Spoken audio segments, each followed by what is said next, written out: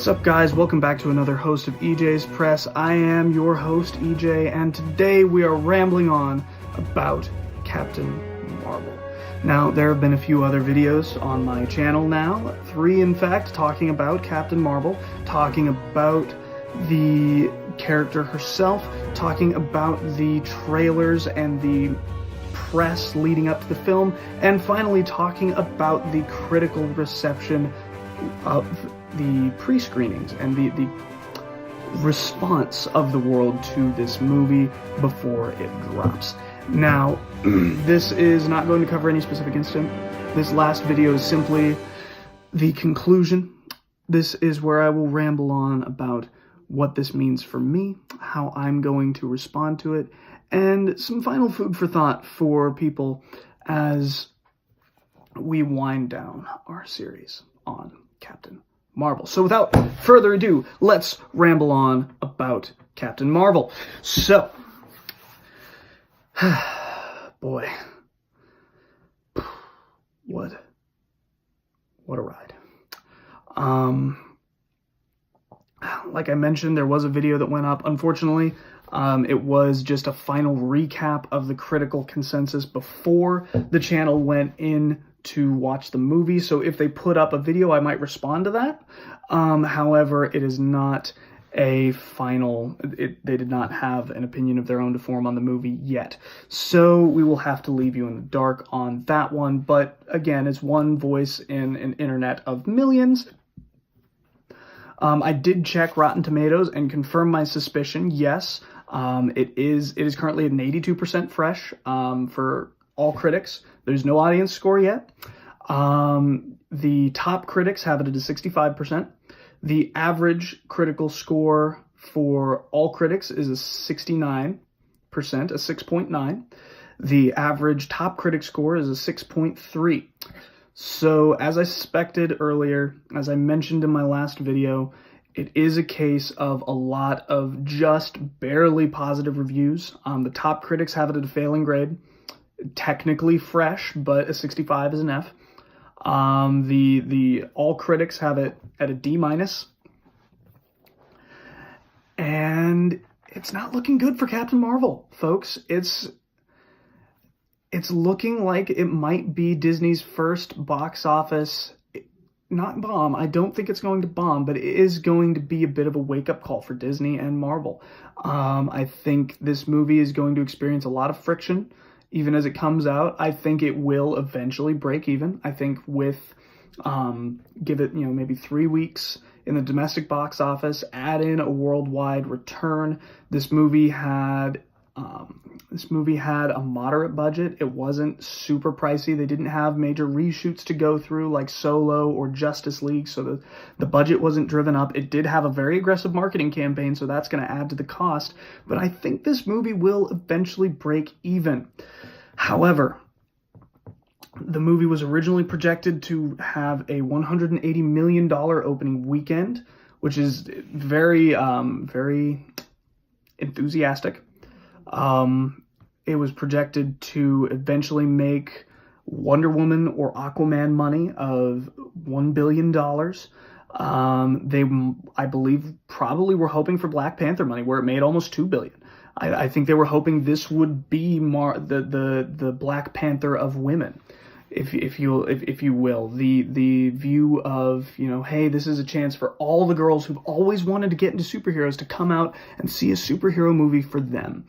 And I think it misses the point that superheroes are not important based on the color of their skin. Now, Black Panther was a cultural phenomenon.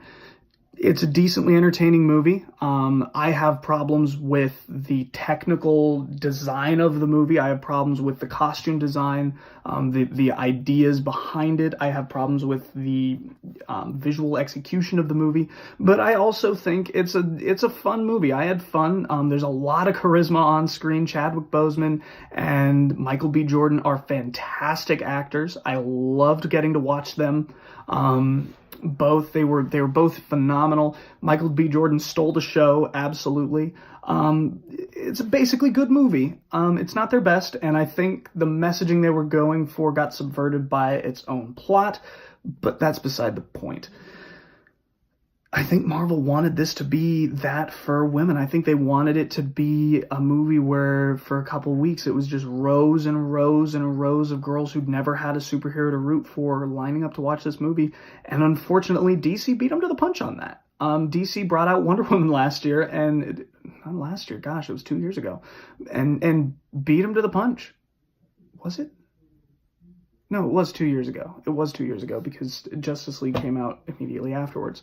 But, you know, Marvel is hoping that we've forgotten about Wonder Woman, essentially, and it kind of follows the theme that you see on a lot of defenders of Captain Marvel who seem to have forgotten that women have had very strong, independent female protagonists with a lot of agency and a lot of competence who have full personalities. You know, Ripley from Alien, the Bride from Kill Bill is a classic, you know, powerful female protagonist capable of standing up to men in a fight. Wonder Woman, obviously, powerful female protagonist, about probably the most powerful that we've had so far in cinema.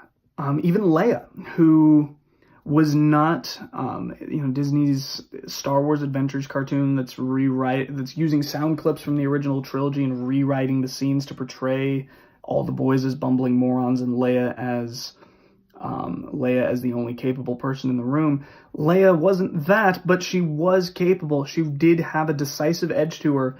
She did need saving from time to time, but she was also capable of striking back once the immediate problem of there's chains around my neck or there's a cell door that's been locked from the outside. Once that's taken away, she is a capable character of handling herself. You know, the very first thing we see of her is she gives R2 the disc and she pulls out her laser pistol and blasts a couple times. It's an ion pistol, I think, but I don't know for sure. So we're just going to call it a laser pistol because why not? But anyway, you have this history of strong female protagonists, specifically in nerd movies. And every time there's a new one, that there's this pretend rejoicing like we've never had it before. So I think Marvel's going to get kind of, they're getting scooped by Wonder Woman in that case. They're not going to have that Black Panther effect of just huge cultural surprise.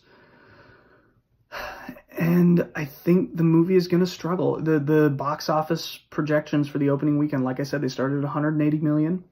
They dropped to as low as 80 million. Somewhere between 80 and 100 million is, I think, where the number finally landed. They came back up to 120, but immediately in that same article, it said anywhere from 80 to 120 million. You know, it was 100 million, give or take, 20 mil. So the low end here is less than half of what they originally wanted, and the high end is only 2/3. It's going to succeed in the end. It's going to make back the money that Marvel spent on it, but it doesn't deserve to be a huge touchstone because it's gone out of its way to alienate the fans.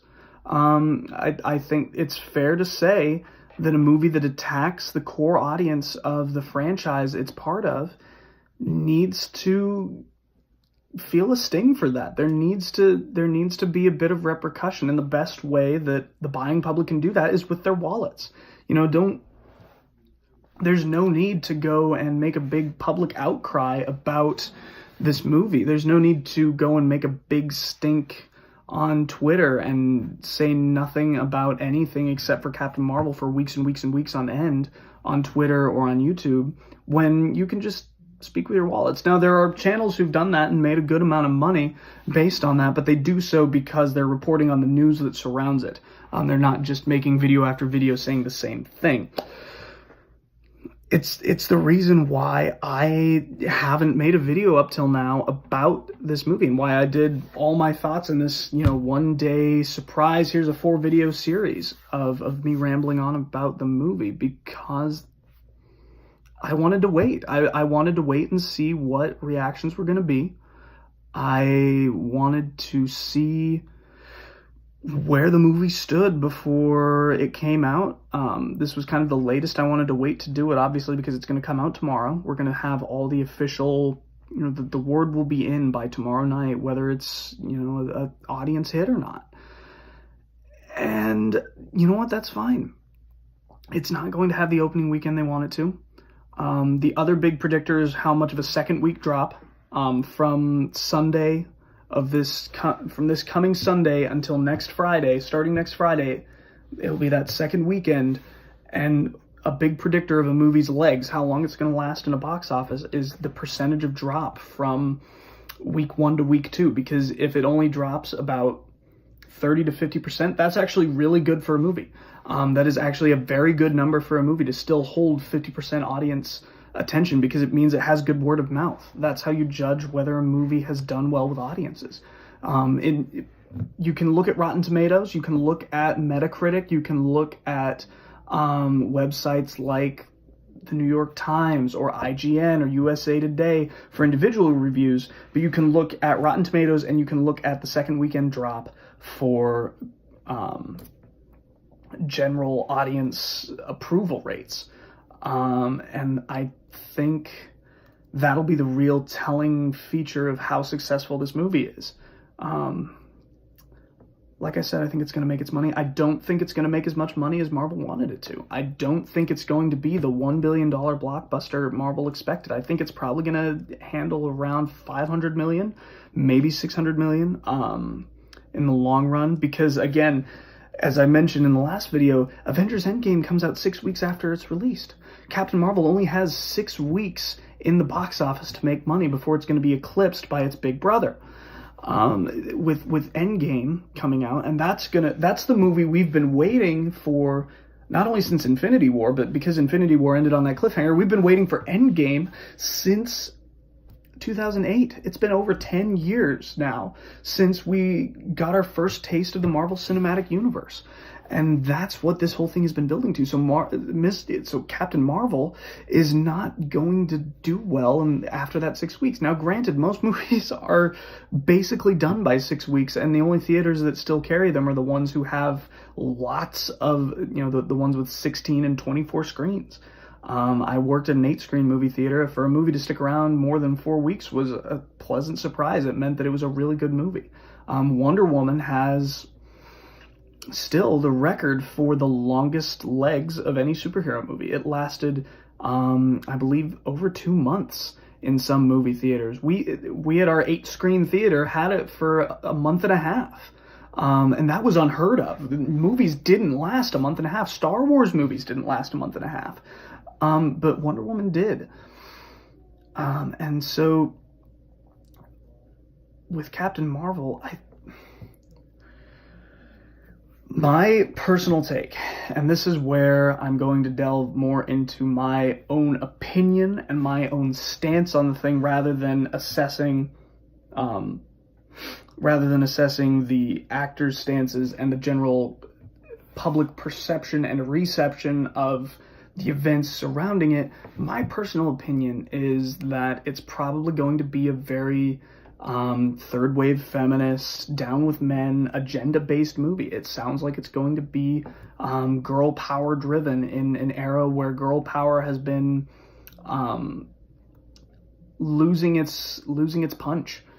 Girl power movies don't do as well. Ghostbusters 2016, where they came out and essentially said to fans who wanted a return of the old Ghostbusters, they said, no, screw you, you're wrong, these are the real Ghostbusters, and your old Ghostbusters are stupid. You had, and there was an outcry, and then the movie failed. Ocean's 8, which honestly was an entertaining movie. I had a good time in Ocean's 8. It wasn't a financial success. It wasn't a critical success either. It didn't do terribly well. It was another one of those, it's basically good. There's no need to see this one. It adds nothing to the characters and story and love. The Force Awakens and The Last Jedi, where you have female characters just accomplishing everything under the sun, and every male who tells them there's a better way to do this is just wrong. Just portrayed immediately as wrong. There's never any question of whether they're good or not.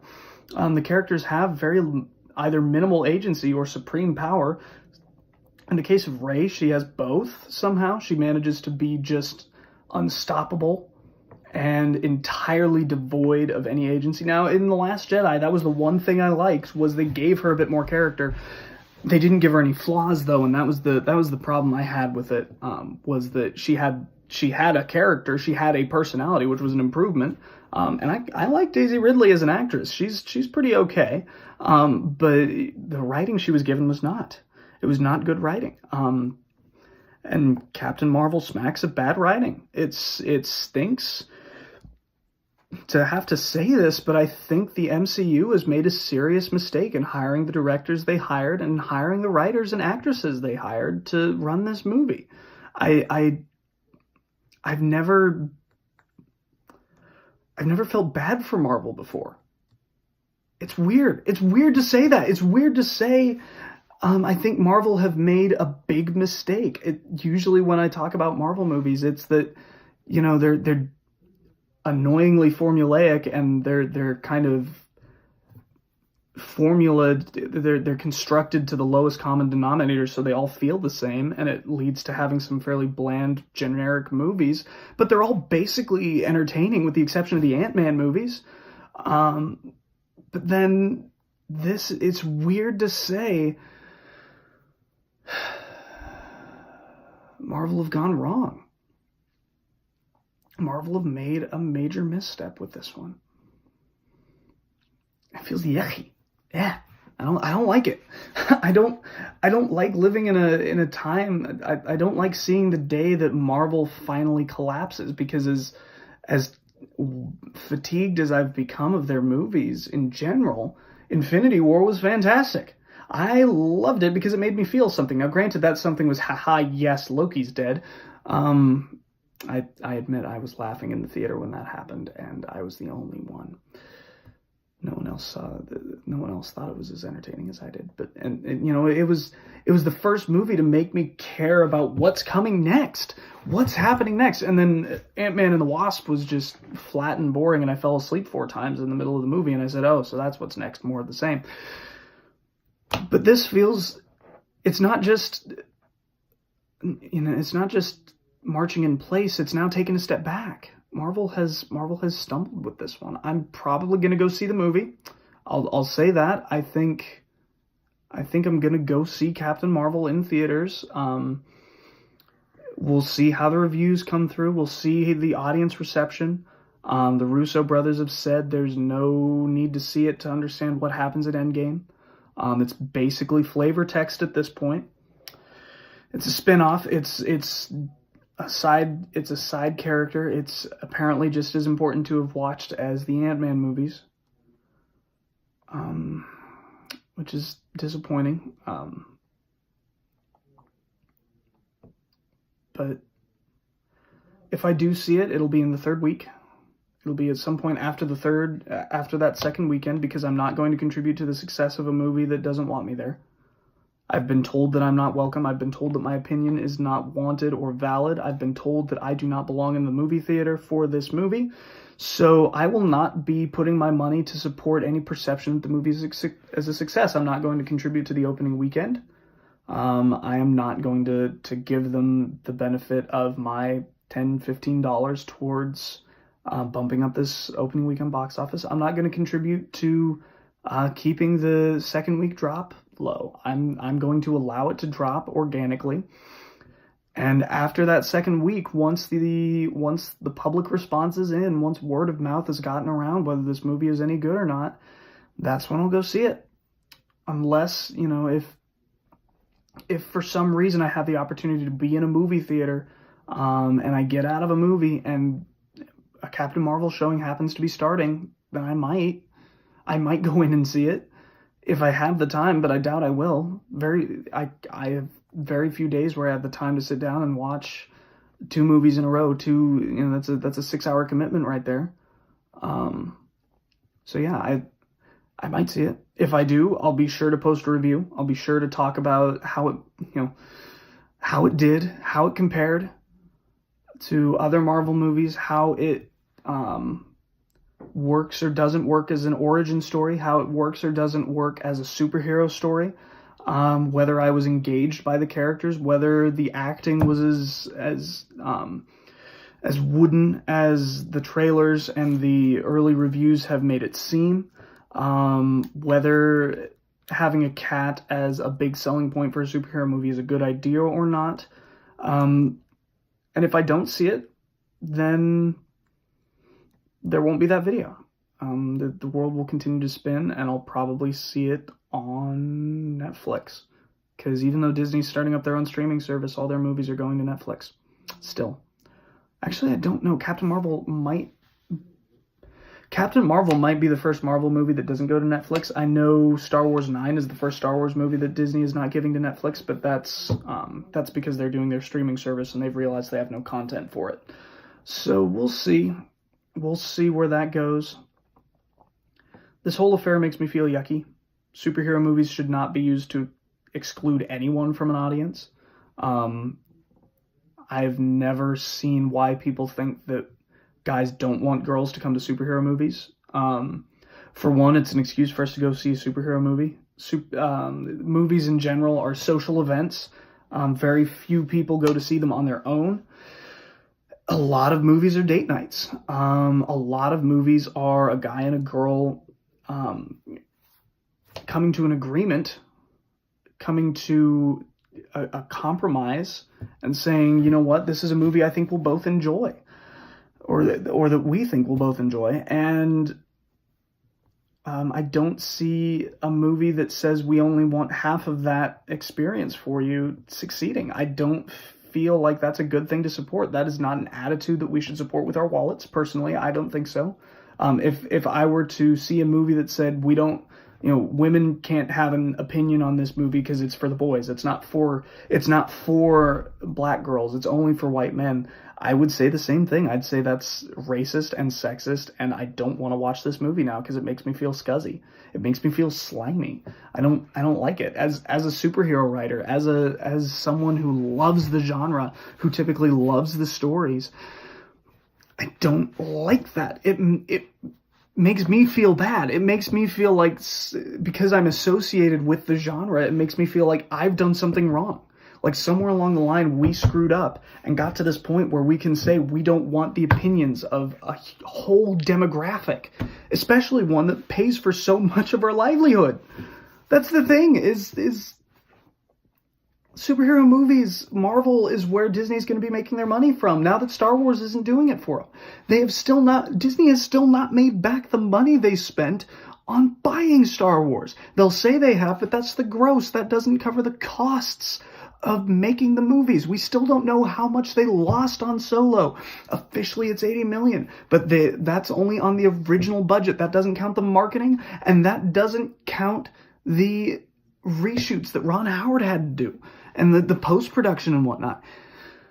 So we don't know how much this movie lost. We don't know exactly how far in the hole Disney is right now as far as Star Wars. So Marvel makes their money, and now they're doing the same things that they did with Star Wars. They're making bland characters, they're attacking their audience, and they're making us not interested in the movies. They're killing their own properties because they're pursuing a political agenda that is openly hostile to their target audience. And that's just stupid. From a business perspective, that's stupid. That's like, and they keep doing it. They keep saying, this is what you want. They're telling us what we want to consume. It would be like if Nike said, we don't want to make Air Jordans anymore. We want to make Air Thumbtacks, and started putting thumbtacks in the insoles of their shoes. And every time we bought a pair of shoes, Nike said, okay, here's some Air Thumbtacks. I wanted the Air Jordans, Nike. No, EJ, you want some Air Thumbtacks. All right, here, I'll take them. Fine. And I come back next year. All right, I've worn out my Air Thumbtacks. Can I have some Air Jordans? Absolutely, have some Air Thumbtacks. I didn't want these. They weren't good last time. I don't want it.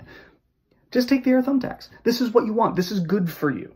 We know what's best for you as the consumer. We know how you ought to spend your money. And it's an insulting attitude to take. It is an anti-capitalist attitude. It is a stupid attitude.